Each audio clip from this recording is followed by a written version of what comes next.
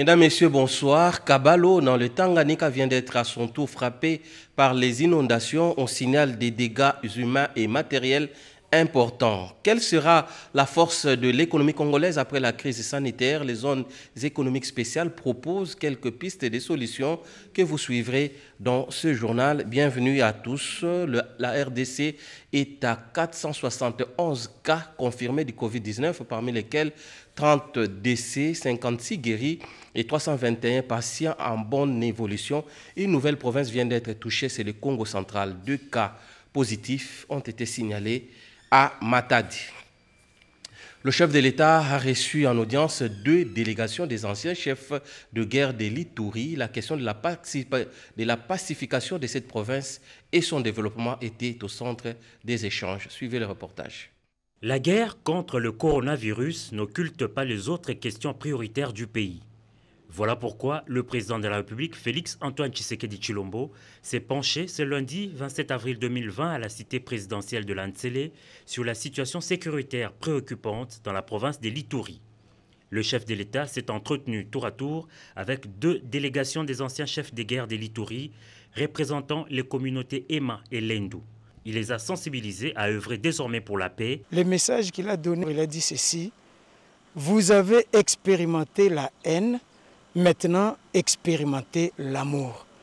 C'est d'ailleurs l'occasion de lancer un appel pathétique à tous ceux-là qui sont encore en train de s'aimer la terreur en posant des actes de tuerie. Le moment est arrivé, le président de la République a lancé un message demandant à tout le monde de déposer les armes et de se ranger vers le côté de la paix pour travailler avec nous, pour que nous puissions parvenir à cet objectif de la paix. Nous demandons à la population de notre province qu'elle puisse être disposée lorsque nous allons arriver, parce que nous venons avec un message qui vient du numéro 1 du pays. Le président de la République voudrait bien que la population puisse vivre en paix. Par conséquent, nous venons avec ce message spécial. Tout le monde a besoin de la paix. Et nous pensons que la population va certainement accepter ce que veut le président de la République pour son bien. Avec la délégation conduite par Thomas Lubanga, ancien milicien et également ancien condamné par la Cour pénale internationale, le message du chef de l'État était quasi le même. C'est lui d'enterrer la hache de guerre et contribuer à la pacification de l'Ituri. Nous avons été invités justement pour présenter nos analyses à ce sujet. Et nous sommes retrouvés devant un chef de l'État déterminé à trouver solution à ce problème de l'insécurité en Ituri. Nous ferons tout ce que nous pouvons faire, c'est-à-dire réunir des éléments qui puissent permettre au chef de l'État de prendre les meilleures décisions possibles, réunir des éléments qui puissent permettre à notre armée, qui se bat déjà très bien sur le terrain, d'agir de la manière la plus efficace et nous-mêmes sensibiliser la population de l'Ituri à cette culture de la paix, à cette culture de tolérance. Il faut rappeler que cette province, en proie à une insécurité permanente et récurrente de groupes armés à caractère tribal, a été visitée l'an dernier par le président de la République, déterminé à ramener la paix et la sécurité.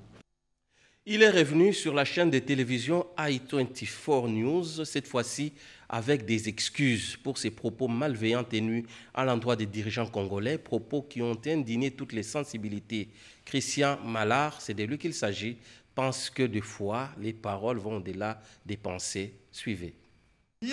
Sur votre chronique de jeudi dernier, parce que vous vous êtes un peu emballé, il faut le dire, sur la République démocratique du Congo. Oui, emballé, c'est le cas de dire. Oui, Jean-Charles, lors de ma chronique dans nos journaux de la semaine dernière, j'ai tenu des propos qui ont heurté, et je le comprends, le président Tshisekedi et le président Kabila, ainsi que le peuple de la RDC. Alors, vous savez, c'est malheureux à dire, mais c'est comme ça. Il y a des fois, hélas, malheureusement, où les paroles peuvent dépasser la pensée. Ça a été le cas. Ça a été le cas. De ma propre initiative, et je le répète, de ma propre initiative, je tiens à m'en excuser sincèrement, auprès du président Tshisekedi, auprès du président Kabila, mais aussi auprès du peuple de la RDC. Et puis, j'ai envie de leur dire, que je leur souhaite bonne continuation et courage dans cette période où le coronavirus ébranle la planète tout entière. Et puis j'espère vraiment que l'avenir nous permettra d'avancer en toute solidarité et sérénité et dans le respect mutuel et avec une meilleure compréhension peut-être de ma part. D'ici le 5 mai prochain, le processus de désarmement du FRPI pourrait démarrer. C'est le coordonnateur du STAREC qui l'a déclaré ce mardi après son entretien avec le Premier ministre. Et toujours ce mardi, le Premier ministre a réceptionné les dons en matériel et équipements médicaux d'une entreprise chinoise. Françoise Bouela. Nouveau geste de solidarité envers la République démocratique du Congo en ce moment de lutte contre le Covid-19. Ce mardi 28 avril 2020, le député national Moïse Kanga a conduit la délégation de l'entreprise chinoise Nest Construction SRL venue faire un don en matériel médical et équipement. Cette firme qui évolue dans le domaine du transport et le génie civil a remis symboliquement ce bien en présence du docteur Jean-Jacques Mouyembe du secrétariat technique de la riposte. C'est dans la salle du Conseil des ministres que le chef de délégation a énuméré le contenu de l'offre. Nous avons 100 000 masques ordinaires et nous avons 2250 masques N95. Nous avons des combinaisons de protection pour ceux qui travaillent dans les lieux publics. Nous avons également des lunettes de protection. Les combinaisons, il y en a 750. Les lunettes de protection, il y en a 600. Nous avons 2000 gants. Nous avons des lingettes de désinfection, 144. Nous avons 2 appareils pour la respiration et 2 autres appareils qui accompagnent ces appareils. Au chapitre de la sécurité, en Ituri, depuis la signature d'un protocole d'accord entre le FRPI et le gouvernement congolais, plusieurs enfants ont quitté les rangs de la rébellion, affirme le coordonnateur national du STAREC. Alain Kachindi Assoumani indique aussi que le processus du désarmement accuse du retard. À cause des mesures de coronavirus, c'est comme si les choses n'avancent pas. C'est pour cela que nous sommes venus voir Son Excellence, Monsieur le Premier ministre, pour que quelque chose puisse se faire et qu'on avance. Au niveau de la province de l'Ituri, les choses sont en train de bouger. Les sites de DDR sont déjà disponibles. Nous sommes en train de faire en sorte que d'ici le 5, que le désarmement commence. La signature de l'accord entre les deux parties est la résultante d'un long processus de négociation avec le soutien de la communauté internationale. Le Congo central, à son tour touché par le Covid-19, 2 cas confirmés dans la ville de Matadi. Aussitôt, le gouverneur a convoqué une réunion de crise avec l'équipe provinciale de riposte pour lancer les actions. Très chers compatriotes, après la réunion d'évaluation avec la coordination provinciale de la riposte au coronavirus et à la suite des échantillons prélevés et envoyés à l'INRB Kinshasa, nous vous annonçons la confirmation de 2 cas positifs sur les 23 échantillons dans la ville de Matadi. Il s'agit des cas déjà isolés et mis en confinement depuis quelques jours par notre équipe de riposte. Ces 2 cas n'ont pas de notion de voyage, ni de contact avec des personnes malades. C'est pourquoi, pour éviter la propagation de la maladie dans la ville de Matadi et dans l'ensemble de la province, les dispositions suivantes sont prises. Porter obligatoirement les masques en milieu public et dans les transports en commun. Respecter scrupuleusement les gestes barrières, notamment lavage des mains au savon ou au liquide hydroalcoolique, la distanciation sociale. Notez bien, d'autres mesures seront prises en fonction de l'évolution de la situation et c'est pourquoi j'invite toute la population à ne pas céder à la panique. Dans les Hauts-Katanga, c'est l'ambiance inhabituelle ce mardi à Lubumbashi. Les Louchois sont restés chez eux pour respecter la mesure de confinement décrétée par le gouverneur de province après le premier cas positif au Covid-19. Des rues désertes, les rideaux des magasins et boutiques baissés, les stations, banques et marchés fermés, les confinements décrétés par le gouverneur de province de 24 heures pour la ville de Lubumbashi ce mardi 28 avril 2020 a été largement respecté. L'armée et la police ont érigé des barrières aux points d'entrée et des sorties des différentes communes de la ville de Lubumbashi. Les piétons et véhicules réfractaires à cette mesure visant à freiner la propagation du coronavirus ont été sommés de rebousser chemin.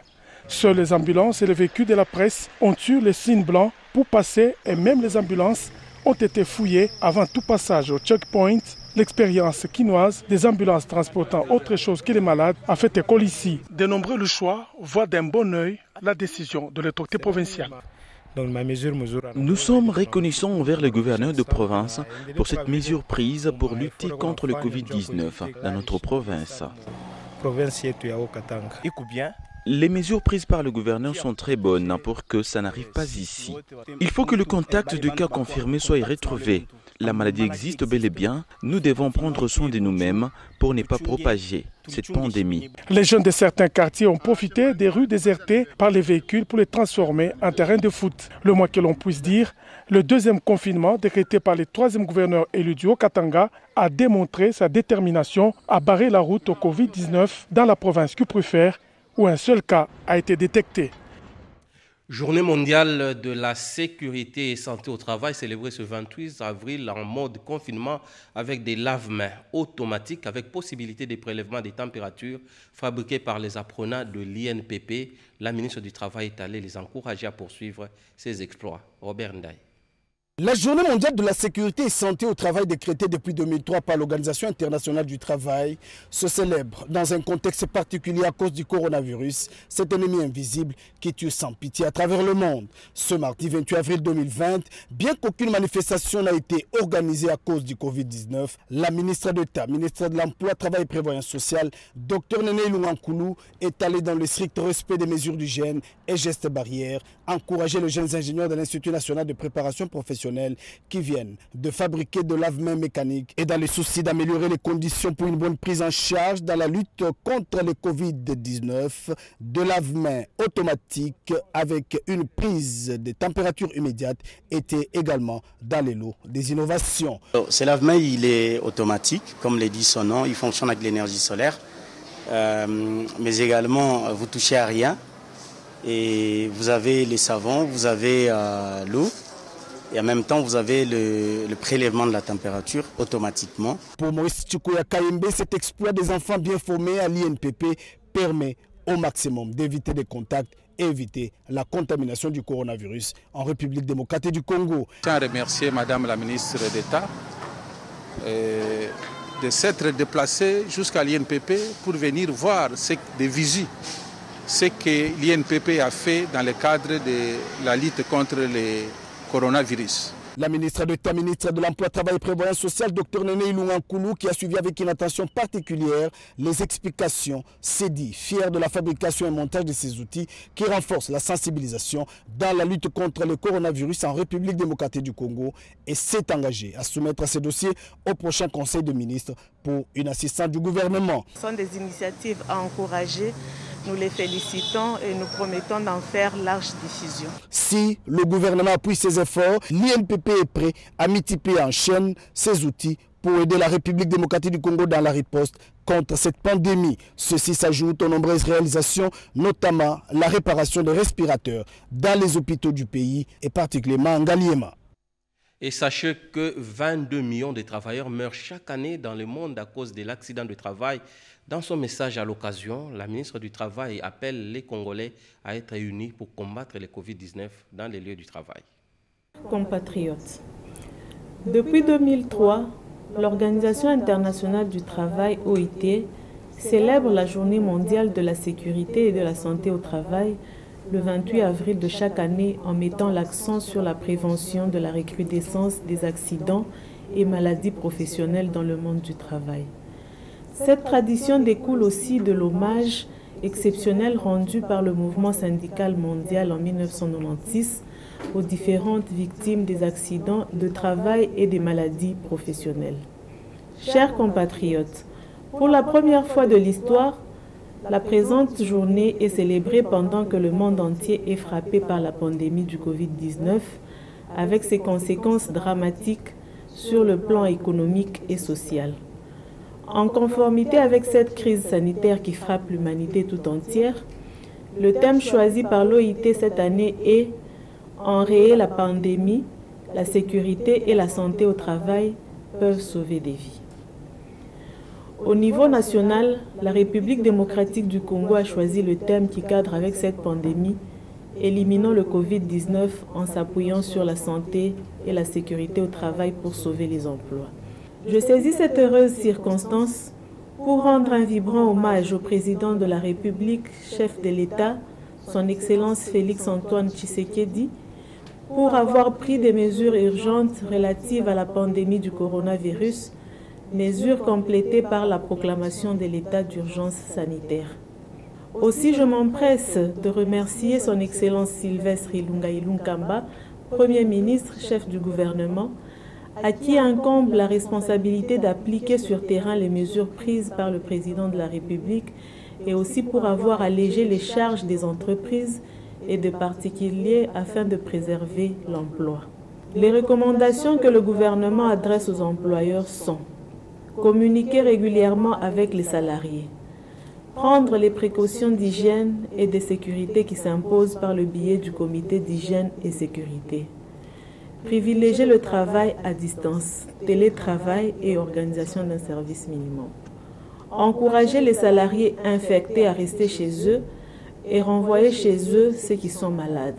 Il est strictement interdit de licencier pour cause de Covid-19. Quelques pistes de solutions pour la sortie de crise sur le plan économique après la pandémie. Le chargé de mission de l'Agence de gestion des zones économiques spéciales en parle. Suivez les reportages de Pierrot Mbouyou. La République démocratique du Congo fait de l'implantation de zones économiques spéciales sur toute l'étendue du territoire national, l'une de ses grandes priorités sociales aux grandes retombées industrielles, et ce, en dépit de la pandémie du Covid-19. Aujourd'hui, pratiquement dans tous les pays du monde, les gouvernements sont en train de chercher des solutions pour relancer leurs économies. Et les zones économiques spéciales constituent cet outil-là qui aide aujourd'hui les États à devenir émergents. Et le Congo ne fait pas exception.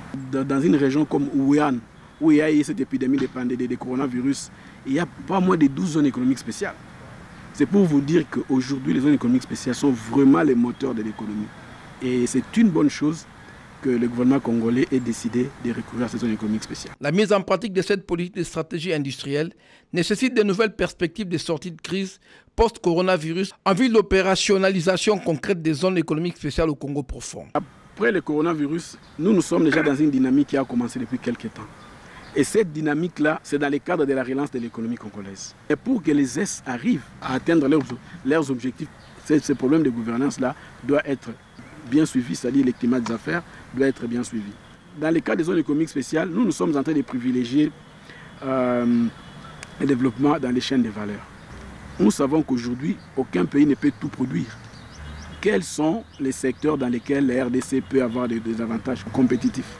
C'est comme ça que, dans le cas des zones économiques spéciales, les axes pour créer des zones ont déjà été définis. Et ces axes-là tiennent compte des ressources dont disposent les pays. Et le ministre de l'économie nationale informe les opérateurs économiques que son Excellence, Monsieur le Premier ministre, chef du gouvernement, a pris le décret numéro 20/015 du 20 avril 2020 portant suspension de la taxe sur la valeur ajoutée TVA sur certains produits de première nécessité, et ce dans le cadre des mesures d'urgence visant à l'atténuation des effets négatifs de la pandémie du Covid-19 sur l'économie nationale, mesure décidée par le gouvernement de la République. À cet effet, étant donné que cette mesure exceptionnelle a pour objet notamment de contenir la volatilité des prix des produits de première nécessité et de garantir l'approvisionnement du marché national en 10 produits, je demande aux opérateurs économiques de communiquer au ministère de l'économie nationale leur stock physique disponible des 10 produits acquis avant ce régime spécial et ce, au plus tard, le jeudi 30 avril 2020, signé Acacia Badoubola Mbongo. Le ministre de l'Industrie, Julien Paloukou, et le comité de gestion du FPI ont réfléchi sur le mode d'approvisionnement en denrées alimentaires des grandes villes. Betty Amani. Faisons suite aux recommandations du chef de l'État qui avait demandé au gouvernement de prendre des mesures urgentes pour atténuer les effets négatifs du Covid-19 sur l'économie nationale. Le ministre de l'Industrie, Julien Paloukou Kaungia, a au cours de cette réunion donné des orientations au conseil d'administration du Fonds de promotion de l'industrie pour la mise en application de ces mesures. Il s'agit notamment de l'appui à l'approvisionnement en denrées alimentaires des villes et grandes agglomérations du pays, l'appui financier aux projets prioritaires dans les secteurs de l'agroalimentaire et pharmaceutique, ainsi que de l'appui logistique. L'économie congolaise, comme toutes les économies africaines, sont extraverties. Et le Fonds de promotion de l'industrie a été créé pour réduire effectivement la dépendance vis-à-vis de l'extérieur. Nous avons échangé autour de la politique à mettre en place pour devoir soutenir les entreprises congolaises. Et là, nous avons donné des orientations pour que le conseil d'administration se réunisse le plus rapidement possible, de façon à pouvoir définir une enveloppe globale qui sera décaissée pour devoir accompagner cette entreprise. Nous attendons très rapidement que dans les 2 ou 3 jours, le conseil se réunisse et que la mise en œuvre de ce que nous avons dit tout à l'heure soit faite et que les entreprises commencent à envoyer déjà leurs projets dans tous les secteurs, à savoir les secteurs agroalimentaires, les secteurs pharmaceutiques, les secteurs logistiques et tous les autres secteurs de commercialisation qui intéressent la relance de l'économie congolaise. Les éléments de la police nationale vont renforcer leur mobilité avec des véhicules adaptés à la police de proximité, véhicules remis par le chef de l'État. Ces véhicules sont une démonstration de la volonté du chef de l'État, Félix Antoine Tshisekedi Tshilombo, de doter la police nationale congolaise des moyens pour mener à bien sa mission. Plus de 100 véhicules seront mis à la disposition de la PNC. Ceci est un premier lot de 40 engins roulants venus du port de Matadi dans le Congo central. Ils sont déjà à Kinshasa. Cette dotation du président de la République va permettre l'effectivité d'une police de proximité à même de sécuriser les personnes et leurs biens. La population s'en félicite. En tout cas, Fachi Béton, merci Pénan, merci Pénan. Merci Fachi Béton pour ce que vous faites pour le pays. Ces véhicules vont servir à sécuriser la ville de Kinshasa. La police doit faire preuve de plus de responsabilité. Elle doit considérer les encouragements du chef de l'État. En tout cas, merci beaucoup. J'ai dit merci au président Félix Antoine Tshisekedi Tshilombo. C'est une première pour moi depuis que je suis au monde.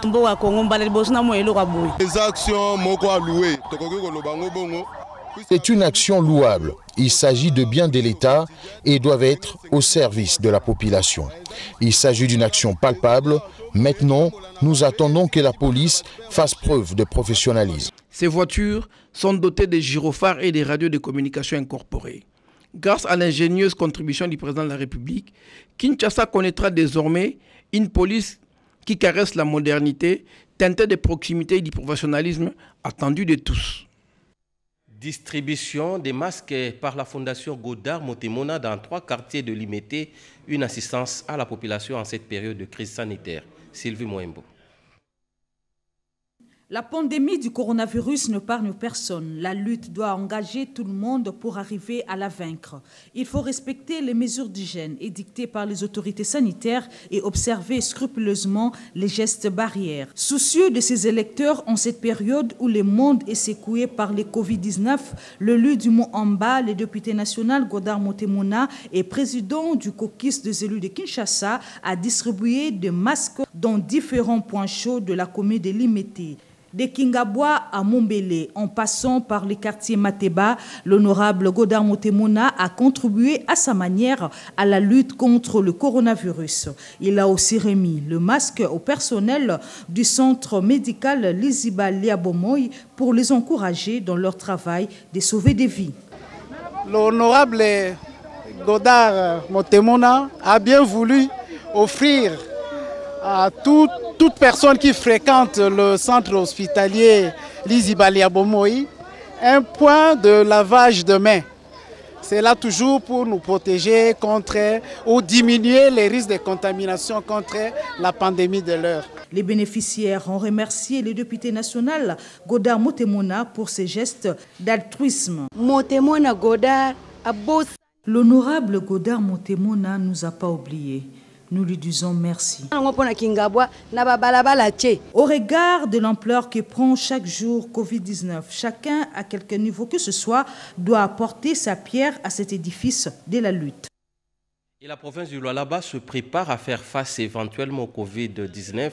Le PPRD provincial s'est lancé dans la fabrication des masques qui seront produits en quantité industrielle. Les partis du peuple pour la reconstruction et la démocratie PPRD se rangent en ordre de bataille pour lutter contre l'ennemi commun, la pandémie du coronavirus. Cette formation politique se propose de fabriquer plus de 20 000 masques par semaine, calqués sur le modèle des masques confectionnés par la Fondation Mzee Laurent Désiré Kabila, qui dirige Jeannette Kabila, des masques qui seront distribués gratuitement à travers la province du Lualaba. Associé à cette opération, le comité provincial de riposte a réceptionné quelques masques types et salué l'initiative du PPRD Lualaba. Les cadres et militants du Parti du Peuple pour la Reconstruction et la Démocratie PPRD se sont par la suite déployés à travers la ville pour distribuer ces équipements de protection aux vendeuses et vendeurs des différents marchés de la ville de Kolwezi. Camarade fédéral Richard Mouyej a fourni des machines, des pagnes et toutes sortes d'accessoires pour que soient confectionnés les masques en une semaine.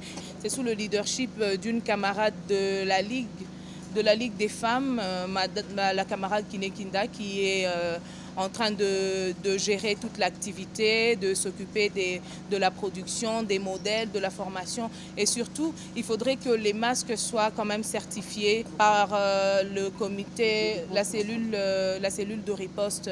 Les bénéficiaires n'ont pas manqué de mots pour remercier les PPRD pour ces gestes combien salutaires.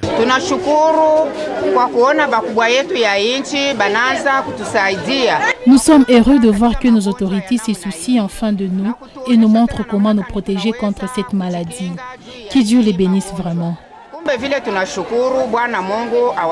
Le Parti du Peuple pour la Reconstruction et la Démocratie s'est doté justement d'un atelier moderne pour la confection de ces équipements de protection et compte étendre ses activités à travers toute la province du Lualaba. Ainsi, cette opération de confection des masques déclenche une série de gestes de solidarité faisant suite aux instructions contenues dans la communication du secrétaire permanent du PPRD, Emmanuel Ramazani Chadari. Une exception de la nature, une femme donne naissance au quadruplé. La ministre du Genre, Enfants et Famille est allée au chevet de la mère et de ses enfants dans la commune de Kimbanseke. Yvette Makontima. Kimbanseke, dans la partie est de la capitale, a fait retentir une bonne nouvelle dans un environnement où le coronavirus a pris l'ascendance sur les habitudes. Des quadruplés en parfaite santé ont vu le jour à la maternité de cette commune. La ministre d'État, ministre du Genre, Enfants et Famille, Béatrice Lomé-Atilité, s'est déplacée pour constater ces heureuses naissances rarissimes. Rostin et Landrine Makaka sont les couples géniteurs de ces adorables petits. La patronne du genre a apporté sa contribution à travers une enveloppe consistante pour couvrir les frais d'hospitalisation et des kits complets pour nouveau-nés. De quoi soulager les pères de la famille bénis par ces dons du ciel. Vraiment, nous le remercions pour sa promptitude parce que ce n'est pas donné à tout le monde. Et c'est ce qui prouve réellement qu'elle s'occupe de la population et elle a la charge vraiment des enfants. J'en appelle ici à la solidarité, comme le chef de l'État a donné le ton. La solidarité nationale, ce n'est pas seulement pour le Covid-19, mais c'est pour des cas comme ça. Ce que je dis, on peut préparer l'accouchement pour un enfant, mais pas 4. Donc cette famille se trouve dans une situation où l'élan de solidarité doit se manifester. Et donc nous faisons cet appel solennel pour dire qu'en tout cas, celui qui va se sentir touché avec un peu de mots, il faut venir. Au centre hospitalier Etonga de Kinkole, où est prise en charge la mère, Béatrice Lomé-Atilité a étendu les mêmes gestes de générosité aux autres accouchés en remplissant Ainsi, l'une de ses missions, celle de soutenir la cellule de base qui est la famille.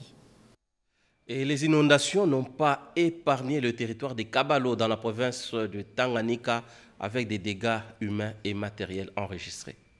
Les provinces du Sud Kivu, du Maniema, du Haut-Katanga, du Haut-Lomami et du Tanganyika ont été lourdement affectées par les pluies diluviennes qui s'abattent ces derniers temps à travers le pays. Les territoires des Kabalo, au même titre que d'autres contrées de la province de Tanganyika, en a payé le frais. Des routes et maisons d'habitation ont été inondées par les eaux en furie. Beaucoup de sans-abri ont été enregistrés, des chaussées transformées en ruisseaux, des arbres déracinés. Devant ces tableaux sombres, la population locale ne sait à quel saint se vouer. Des dégâts humains et matériels importants qui nécessitent l'intervention du gouvernement de la République, comme c'est le cas présentement dans d'autres provinces sinistrées. Les habitants des Kabalo sont sous les eaux. À certains endroits, la pirogue, utilisée comme moyen de transport de la population, fait une bonne affaire. Des catastrophes naturelles qui se multiplient ça et là à travers la République, les observateurs avisés évoquent ici la question des changements climatiques qui seraient à la base de toutes ces inondations. Et la nécrologie pour terminer ce journal, le génie Dada Chabani, cadre à la direction des informations télévisées à la RTNC, et les familles Kaozi, Martin, Niembo, Raphaël, Muganza, Frédéric, Mouéou, Kofela, Bosco ont la profonde douleur d'annoncer aux amis et connaissances le décès de leur frère, beau-frère, père, M. Raphaël Niembo, Béa Katanga, connu sous le nom de Papa Raphaël Niembo. Décès survenu ce dimanche 26 avril 2020 à Lubumbashi. Les programmes se présentent de la manière suivante. Demain, mercredi 29 avril 2020, à 11h, levée du corps de la morgue de la polyclinique Afia, ex-Don Bosco. 13h45, départ pour le cimetière Kassangiri. Voilà, mesdames, messieurs, par cette nouvelle nécrologie que nous mettons un terme à cette édition d'information. Merci à vous de l'avoir regardé. Suivez à 22h Lopez Kakuba. Restez branchés sur la RTNC. Au revoir.